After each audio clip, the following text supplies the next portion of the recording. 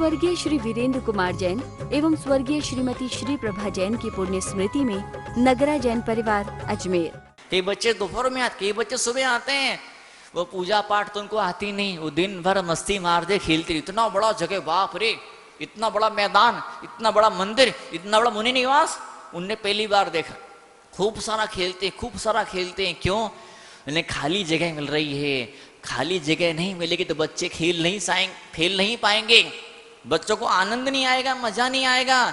ऐसे ही अगर हम अपने मन को खाली जगह नहीं देंगे तो क्या होगा? मन खेल नहीं पाएगा, मन उछल नहीं पाएगा, मन कहाँ कुलांचे भरेगा, मन कहाँ दौड़ लगाएगा बताओ? तो मन को खेलने के लिए, दिल को हल्का करने के लिए, मन का गुबार निकालने के लिए कोई जगह ऐसी होनी चाहिए।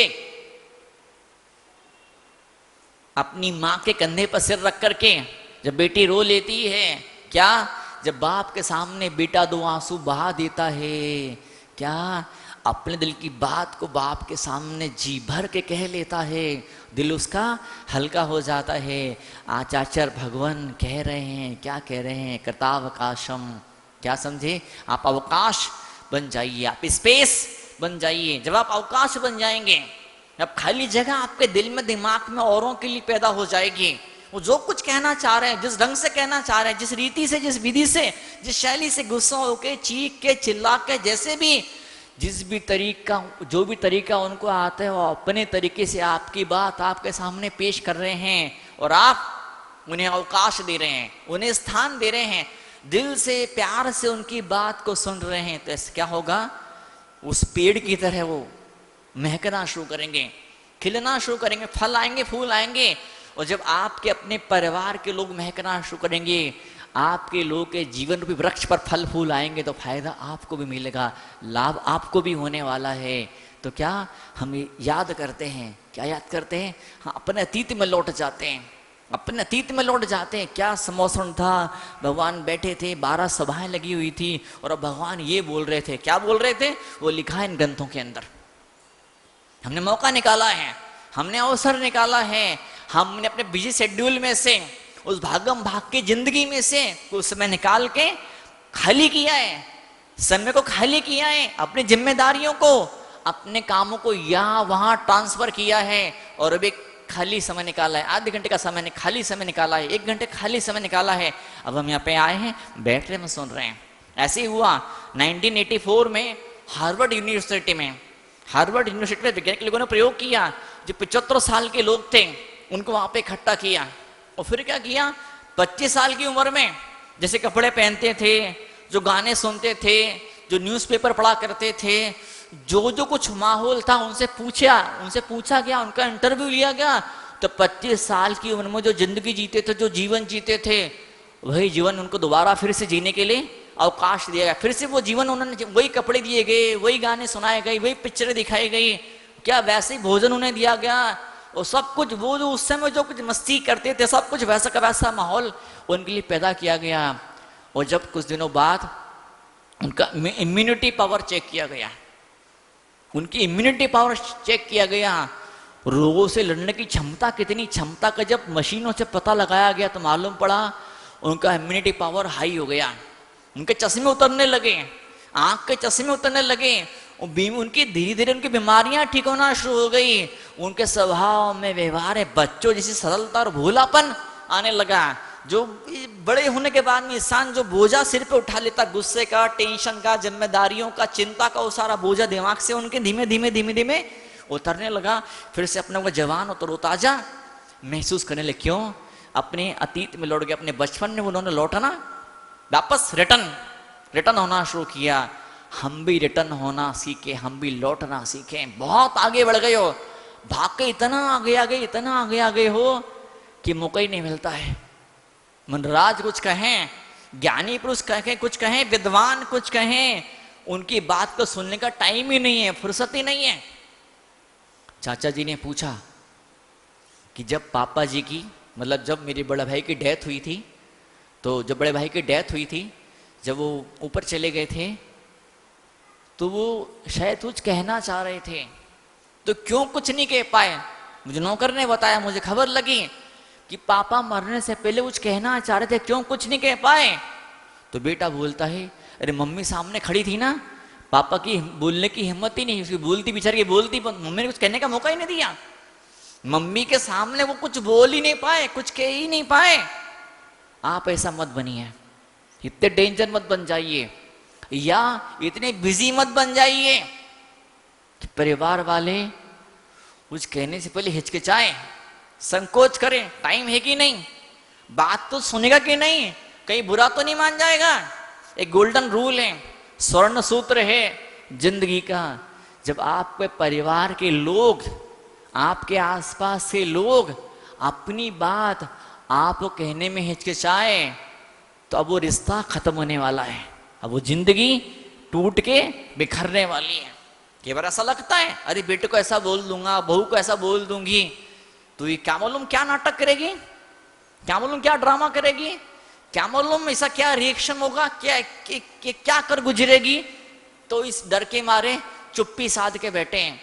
सासू कुछ कहने दे, बहू पति कुछ कहने दे, बच्चे कुछ कहने दे, और महिला चुपचाप बैठी है, घुट रही भीतर भीतर, अपने शब्दों को, अपनी भावनाओं को भीतर दबा रही। अब उसे क्या हो जाएगा, थायराइड, उसे बोलने का मौका नहीं मिला, क्या हो जाएगा, थायराइड उसे हो जाएगा, बोलने का उसे मौका नहीं मिल पाया। अब यूं फूलते जा रहे हैं, यहाँ बिल्कुल सूखे कांटा बन गए, हाइपोथायराइड, हाइपरथायराइड। डॉक्टर गोली पे गोली खिलाया जा रहा है, लेकिन बीमारी ठीक नहीं हो रही है। बीमारी ठीक क्यों नहीं हो रही है?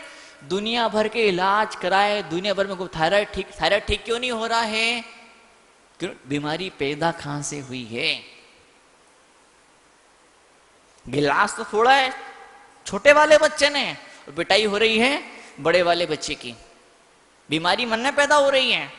साइकोसोमेटिक एक शब्द है डॉक्टरों का, साइकोसोमेटिक क्या बोलते हैं, मनोदेहिक रोग।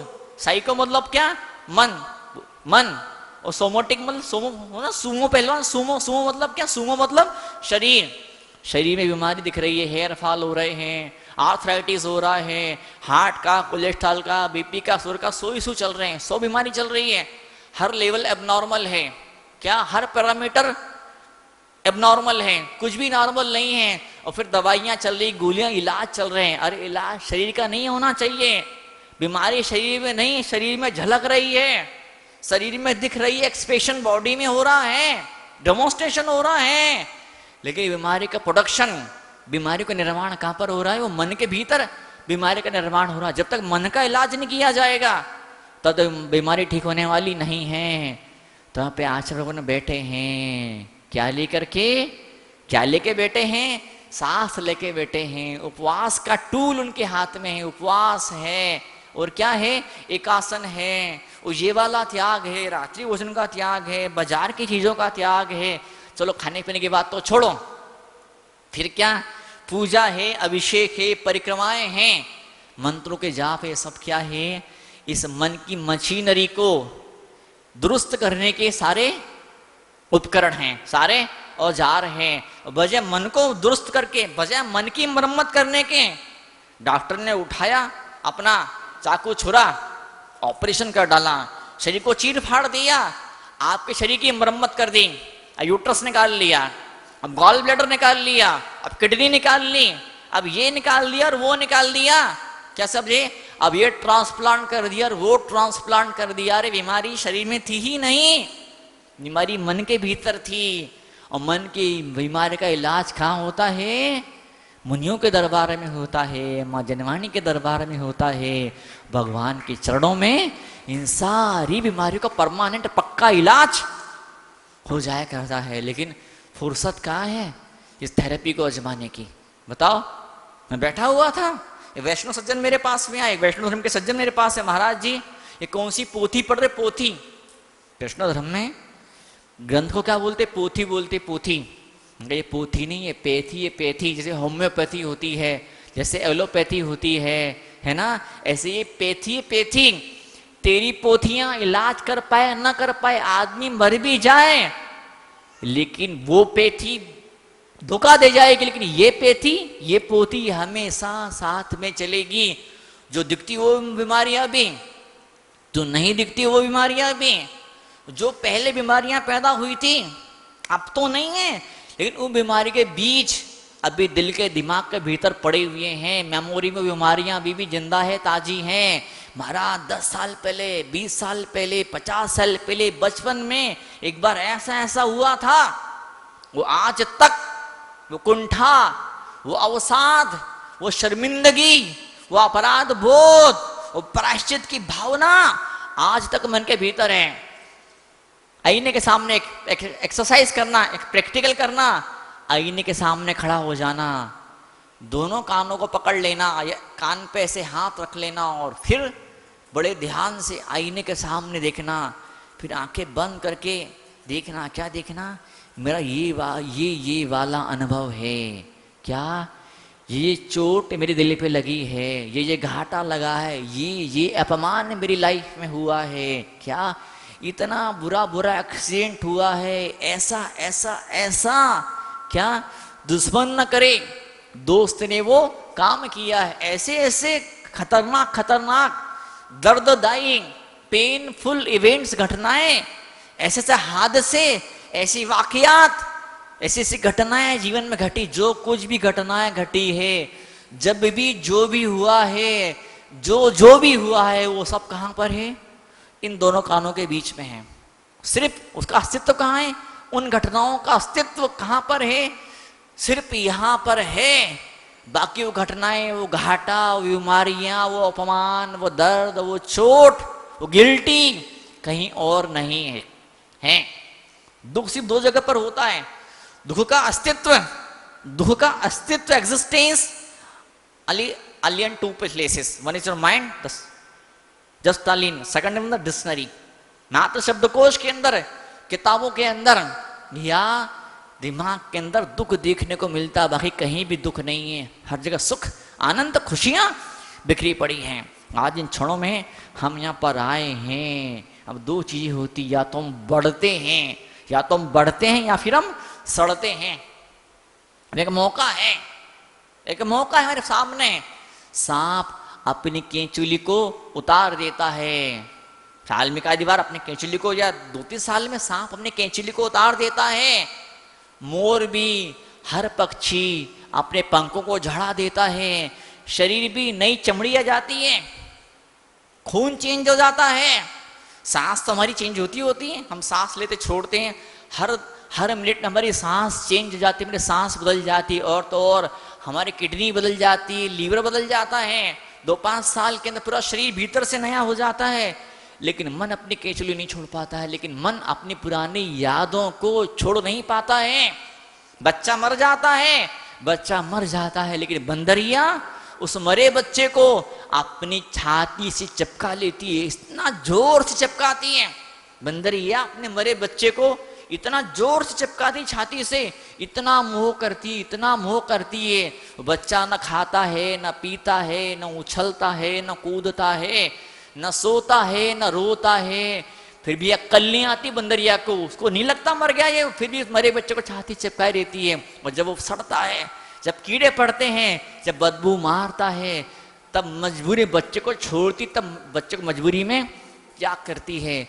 आप ऐसा ना करें, बार बार अपने मन को चेक करें, अपने अनुभवों को चेक करें। कौन सा अनुभव ऐसा है, कौन सी याद ऐसी है, कौन सा विचार ऐसा है जो मुझे दुख दे रहा है। उसने ऐसा किया था और उसने वैसा किया था, एक बार ऐसा हुआ था और एक बार वैसा हुआ था।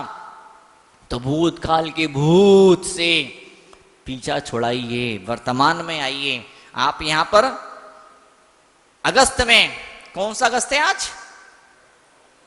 9 अगस्त को श्रावण शुक्ला द्वादशी मंगलवार यहां बैठे हैं अजमेर के इस प्रवचन हॉल के अंदर। यहां पे आ जाइए, छोड़िए न पुरानी बातों को। क्या मिलता है इनको रिपीट करने से, याद करने से? बीपी शुगर हाई लो होता है, दुनिया की बीमारियां पाल के रखी है, मालूम नहीं पड़ता है, मालूम ही नहीं चलता है कि जो धंधे में जो घाटा हो रहा है, रिश्तों में जो टकराहट तनाव पैदा हो रहा है, शरीर में जो बीमारी हो रही है, समाज में सम्मान नहीं बढ़ पा रहा। वजह क्या है? वजह वो पुरानी घटना है, अपमान वाली घटना, दुख वाली घटना, दर्द वाली घटना, जिसको मैं दिमाग से निकाल नहीं पा रहा हूं, भूल नहीं पा रहा हूं। रह के बार बार उस इंसान का चेहरा सामने, इसने दुख दिया था, इसने दुख दिया था, जिसने सुख दिया था, यहां से खुशी मिली थी ना, वो दोस्त, वो इंसान, वो गुरुदेव, वो भगवान दिमाग से निकल गए। अब दिमाग में क्या हो गया? वो चेहरा।